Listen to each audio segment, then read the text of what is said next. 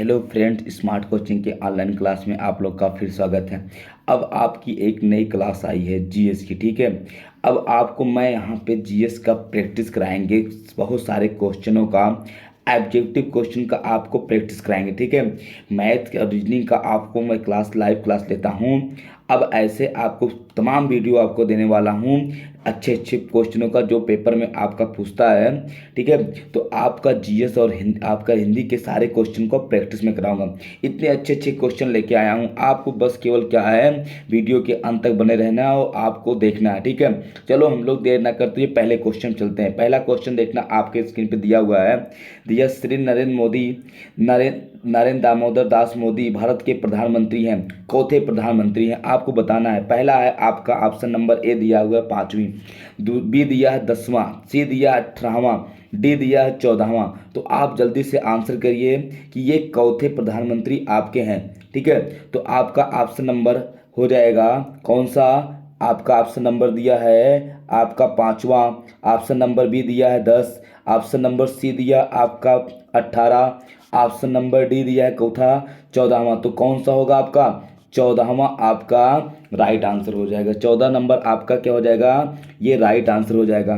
ठीक है, आपका 16वीं लोकसभा के 14वें प्रधानमंत्री के रूप में नरेंद्र मोदी भारत के प्रधानमंत्री के रूप में कार्यकाल आपका संभालें। ठीक है, ये 16वें लोकसभा के 14वें प्रधानमंत्री के रूप में नरेंद्र मोदी भारत के प्रधानमंत्री के रूप में कार्यरत इस समय है। ठीक है, 2014 से वर्तमान में अब तक। ठीक है, अगले क्वेश्चन की तरफ हम लोग बढ़ते हैं। अगला क्वेश्चन देखना आप लोग, बड़े अच्छे क्वेश्चन आपको दिया है। अगला क्वेश्चन देना कितना अच्छा है।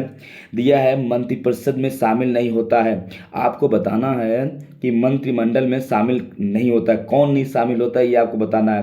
पहला ऑप्शन आपका दिया है कैबिनेट मंत्री, दूसरा दिया है राज्य मंत्री, तीसरा आपको दिया है विनय मंत्रालय, बिना मंत्रालय के मंत्री, चौथा आपका डी में दिया है कैबिनेट सचिव। आपको जल्दी से आंसर लगाना है कि आपका ऑप्शन क्या होगा।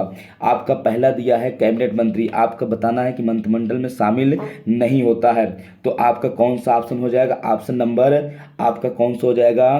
ऑप्शन नंबर हो जाएगा आपका डी वाला। ऑप्शन नंबर कौन सा हो जाएगा आपका? ऑप्शन नंबर आपका हो जाएगा डी। कौन सा हो जाएगा? ऑप्शन नंबर आपका डी हो जाएगा। देखना, मेरी बात को समझना।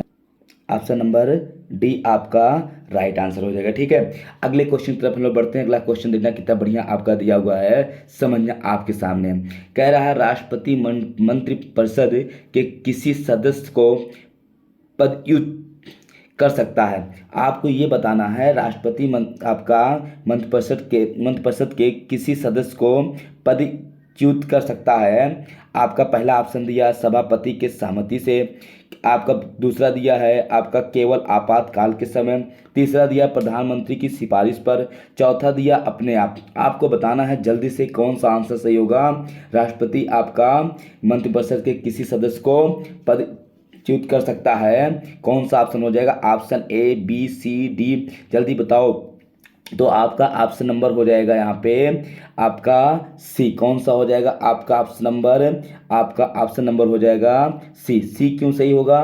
क्योंकि मंत्रिपरिषद प्रधानमंत्री की सिफारिश पर आपका वो काम करता है। ठीक है, आओ हम लोग समझते हैं क्यों। देखिए, अनुच्छेद 75 के अनुसार राष्ट्रपति जो है प्रधानमंत्री की सलाह पर अन्य मंत्रियों की नियुक्ति करता है। ठीक है, ये मंत्री राष्ट्रपति के आपका प्रसाद प्रति अपना पद धारण करते हैं, अर्थात राष्ट्रपति किसी एक मंत्री या पूर्व मंत्रिपरिषद को प्रधानमंत्री की सलाह पर बर्खास्त कर सकता है। ठीक है, लेकिन जब प्रधानमंत्री अपना त्यागपत्र दे तो स्वतः ही सारा मंत्रिमंडल आपका क्या होता है? बर्खास्त हो जाता है। मेरे कहने का मतलब ये है कि अगर आपका प्रधानमंत्री अपना त्यागपत्र दे देता है, ठीक है, तो जितने भी मंत्रिपरिषद आपका गठित हुए हैं वो अपने आप भंग हो जाते हैं। आपका मंत्री जो होते हैं वो अपने आप अपने मतलब पद से बर्खास्त हो जाते हैं। ठीक है, और अगर प्रधानमंत्री की सलाह पर आपको सिफारिश को या सलाह पर आपको राष्ट्रपति उसको मंत्रिपरिषद से बर्खास्त कर सकता है। चलो हम लोग अगले क्वेश्चन की तरफ बढ़ते हैं। कितना बढ़िया क्वेश्चन था। अगला क्वेश्चन आप बताएंगे। अगला क्वेश्चन देखना आपकी स्क्रीन पे आ गया है। आपसे कहा क्या है, भारत के महान्यायवादी को कौन नियुक्त करता है? बहुत अच्छा क्वेश्चन है, जल्दी करना। भारत के महान्यायवादी को कौन नियुक्त करता है? ठीक है, ऑप्शन नंबर है भारत का मुख्यमंत्री, बी में है भारत के राष्ट्रपति, सी में आपका दिया हुआ है वित्त मंत्री और डी में आपका दिया हुआ है यहाँ पे भारत के प्रधानमंत्री। आपको बताना है भारत के महान्यायवादी को नियुक्त कौन करता है, भारत का मुख्यमंत्री, भारत के राष्ट्रपति या विधि मंत्री या भारत के प्रधानमंत्री। आपको बहुत जल्दी बताना है कि कौन नियुक्ति करता है आपका महान्यायवादी का।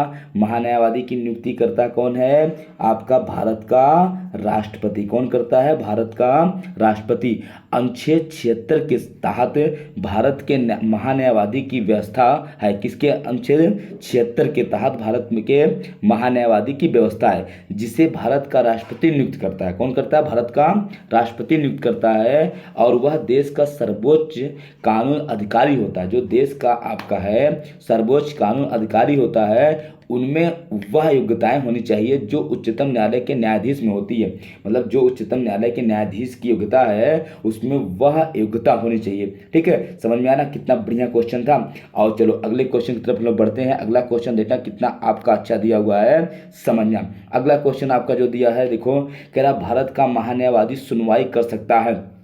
जो भारत का महान्यायवादी है वो सुनवाई कर सकता है। पहला दिया किसी भी सत्र न्यायालय में, उच्च न्यायालय में, सर्वोच्च न्यायालय में, ठीक है, भारत के राज्य क्षेत्र में, किसी भी न्यायालय में। तो आपको बताना है कि ये भारत का महान्यायवादी सुनवाई कहाँ पे कर सकता है।